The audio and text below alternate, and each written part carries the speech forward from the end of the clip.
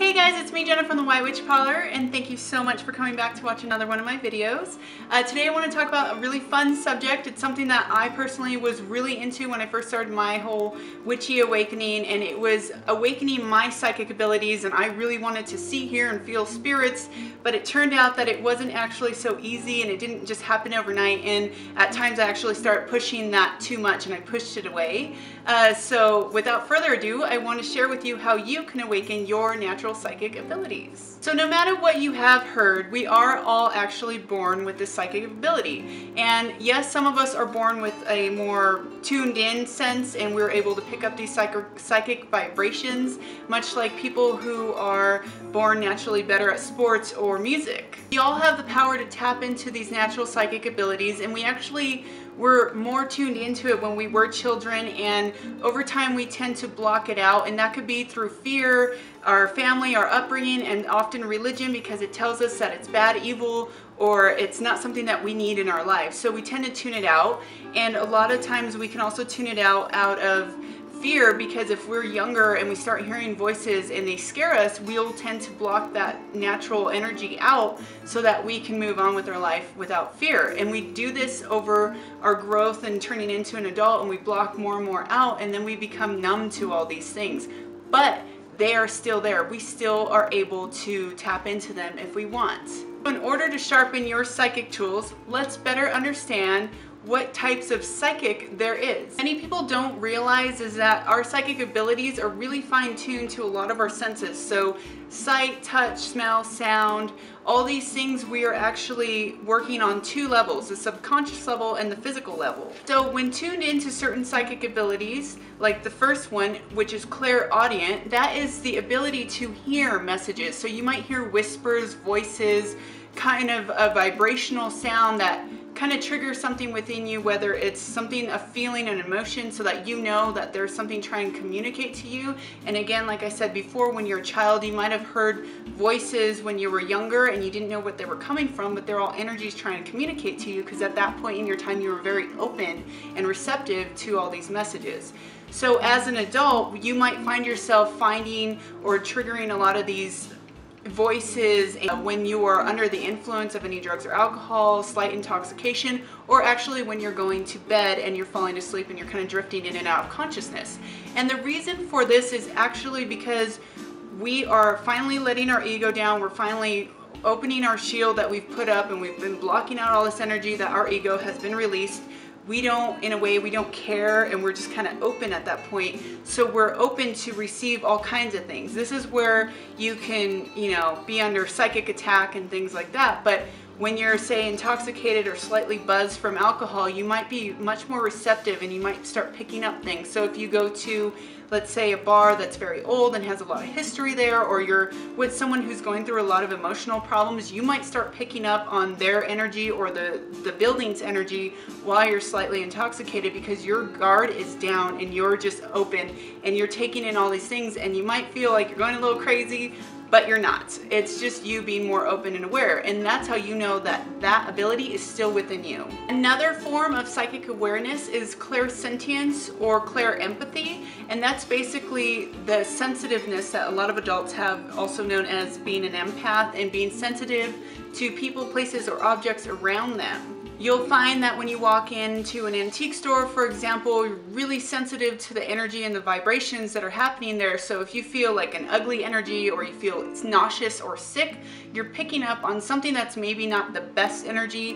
Maybe there are items in that house that came from a traumatic household that had a lot of issues, a lot of anger problems, and you're picking up on all that old stagnant energy. If you have the ability of clairsentience, you will be able to strongly pick up on signs from past, present, and future, whether someone is going to have a traumatic experience in the future, what their past is, or what their current situation is.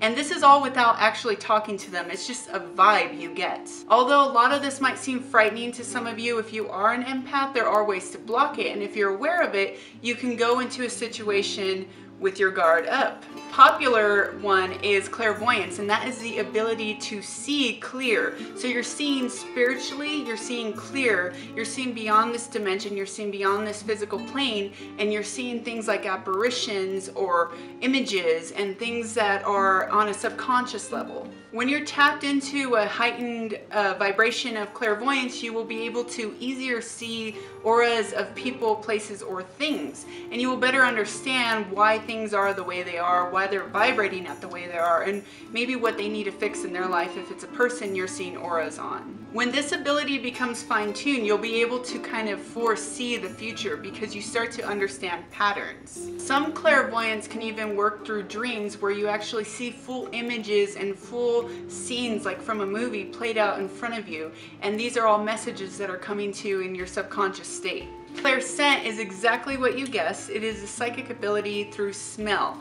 And interestingly enough, the human nose can actually remember up to 50,000 or actually more than 50,000 scents. Some may even say up to 1 trillion scents.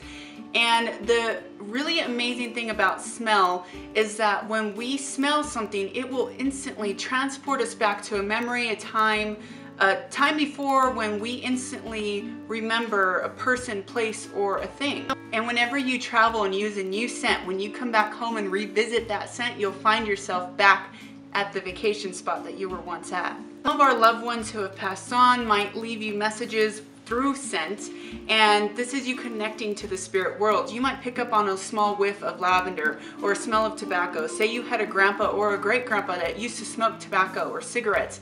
Say you used to have, like for example, my grandma, she used to use lavender, a powder puff of lavender, and when I was younger, I used to smell lavender.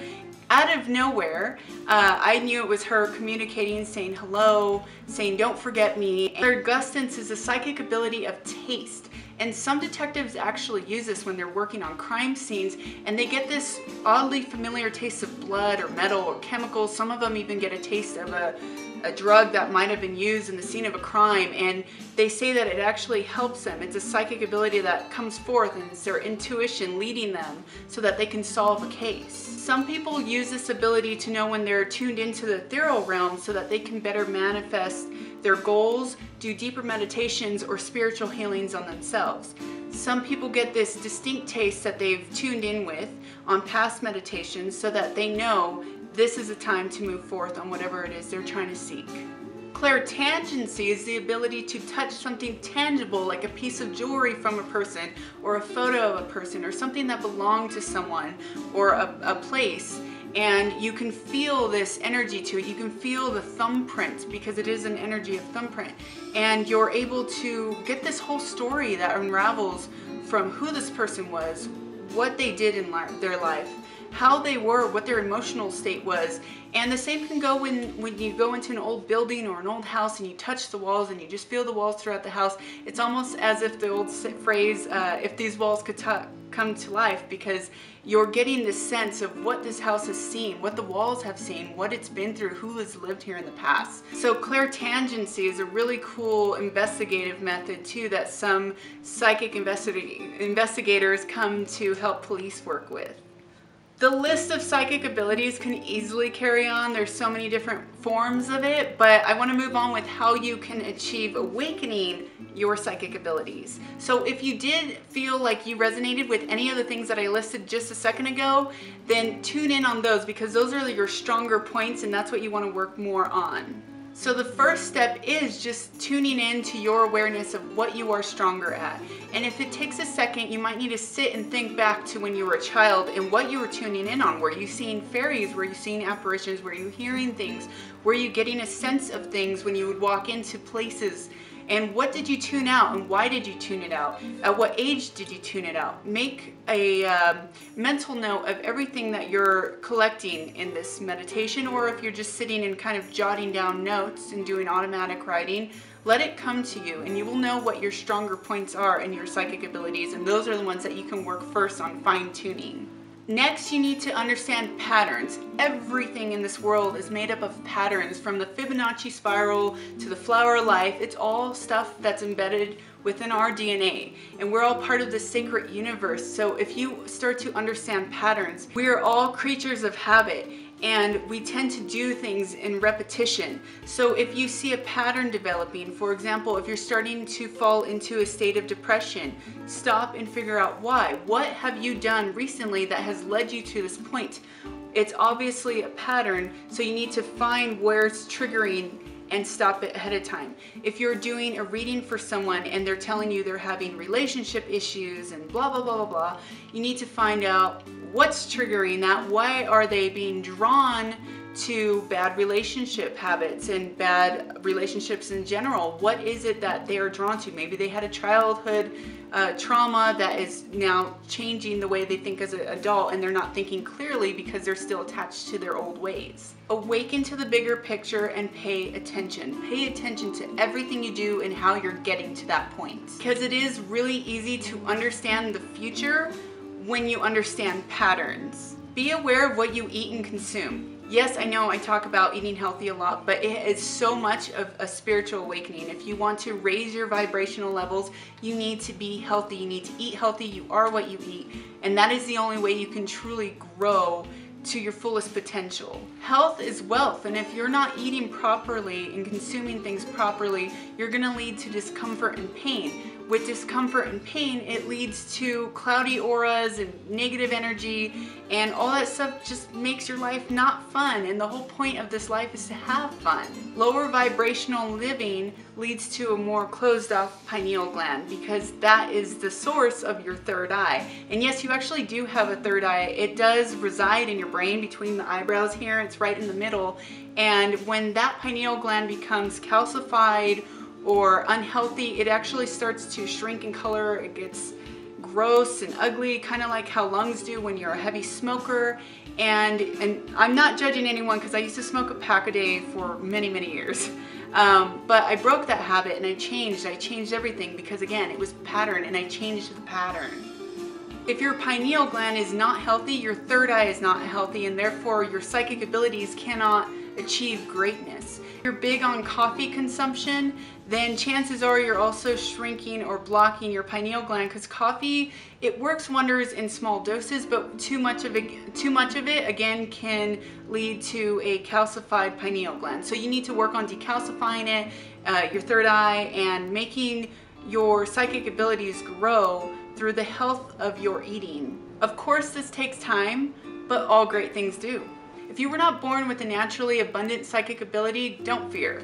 Everything happens for a reason, and perhaps this was your life path that you chose before you were born to better push your spiritual enlightenment and growth, and help you to understand gratitude to its fullest in this lifetime, so that your spirit can transcend higher in the next lifetime. Whether the psychic ability comes to you naturally or not, you can work on it every day to make it better. Work on raising your vibrations and aligning with the energy of spirit. You need to really focus on meditating once a day, or at least once a week, so that you know how to stay calm during turbulent times. And when everyone else seems chaotic, if you can stay clear-headed, then you will know that you are more tuned in and you can breathe and calm. And again, look at the bigger picture and be aware of patterns and everything that's happening around you at all times. A tip that you can use is that when you are in a state of harmonious peace, find a scent that you are drawn to and make that your harmonious, peaceful scent. And whenever you need to, you use that scent to help you get back to that energy. There's other ways you can exercise your psychic abilities, like when you go to someone's house for the first time, or you go to a place of business. Take a moment, instead of rushing into the business or home, take a moment to just absorb some of the energy that's happening around you. Get a sense of the person that lives there, or how things are ran, the energy of the person. And you can also do this at the store when you meet someone or out in public. Get a sense of their aura. What color vibrates to them? What color do you see them as? And all you have to do is pay attention. So if you see someone who resonates strongly with the color like a vibrant blue, then maybe get to know what they do in their line of work. Maybe they are strong business leaders who are really good at expressing themselves, or better yet, maybe they're super creative and artistic, and that's what they do on much of their free time, because blue is the color of the aura that resonates with those two things. So if they are doing that, that is confirmation, and always seek confirmation when you're trying to better your psychic abilities. So when you do walk into a place of business and you get a sense of things, See if it aligns with what you intuitively feel. Talk to the business owner or the person working there. See how their day is going. Maybe they'll tell you what they're going through, and it will also be confirmation of what you picked up when you first walked in the building. Confirmation is really important when you're growing your psychic abilities, because you will start to feel more confident in this, and you will be able to, through this confidence, kind of go forth in this journey, because it is a really intense journey. You can also collaborate with friends that are also seeking to enhance their psychic abilities as well. You can even play intuitive games with your friends and have them take an unknown item to you, place it in a box, and use your senses and sense what's in that box intuitively. Use your subconscious and think what color comes to mind, what shape comes to mind. What do you think the item is, or what theme do you think it is? Does it have anything to do with water or air? So there's things and exercises you can do, and it's fun to collaborate with other people who are trying to do the same thing, because you take turns on this. A really important thing though is not to get too obsessed with trying to become psychic. It's not going to happen overnight. You're not going to say, oh my god, I see spirits, I see ghosts, I'm hearing things all the time. And if you are really inclined to this, and you are really sensitive, and you are picking up stuff really early, then you need to not let yourself get overwhelmed and go to nature and get grounded. You really need to ground yourself when it gets like that. Be around people that make you feel grounded, and but never stop practicing. So when you need to go on a little spiritual quest, break free, start trying to see auras, start trying to talk to people and get to know a sense of what they are, who they do, and see if it's all confirming to what you felt. So there's many examples of this. People experience many things. I'm sure there's many stories you can look up online of people's personal journeys. And but remember though, whenever it gets too much for you, ground your energy, because you don't want to get afraid of it, and you don't want to push it away again. So if you start to see apparitions and spirits and you are getting afraid of it, take a break and ground that energy so that you can start fresh with a new energy. You don't want to get fearful, because again, you will block it off like you did when you were a child. So again, this is an exercise, this is a practice, this is something that takes years to fully get back into and develop and really start feeling things. And magic is all in the believer, so if you don't believe you can do this, you're not going to be able to. And if you want it too much and you're kind of obsessed with it, it's probably not going to happen either, because you're closing it off, you're pushing it away, and you have these false ideals of what it is and how you're going to see apparitions. And also let go of anything you've seen in Hollywood and in movies. Just don't pay attention to that, and don't ever compare what your journey is to a movie, because it's going to be very, very different, and it's going to throw you off if you're trying to make that connection. We all hold this amazing light within us. We all hold these beautiful psychic abilities within us. It is up to you to exercise that ability. Make use of it. Use divination tools like runes and crystal balls and tarot cards, and there's so many things you can do to exercise these things, and you really need to do it, and you need to let this shine, because it is within you, and you have the shining within you. I hope you guys like this video. If you did like it, you can always give it a big thumbs up. You can subscribe to my channel. I love you all so much, and have a beautiful, blessed week. Bye guys.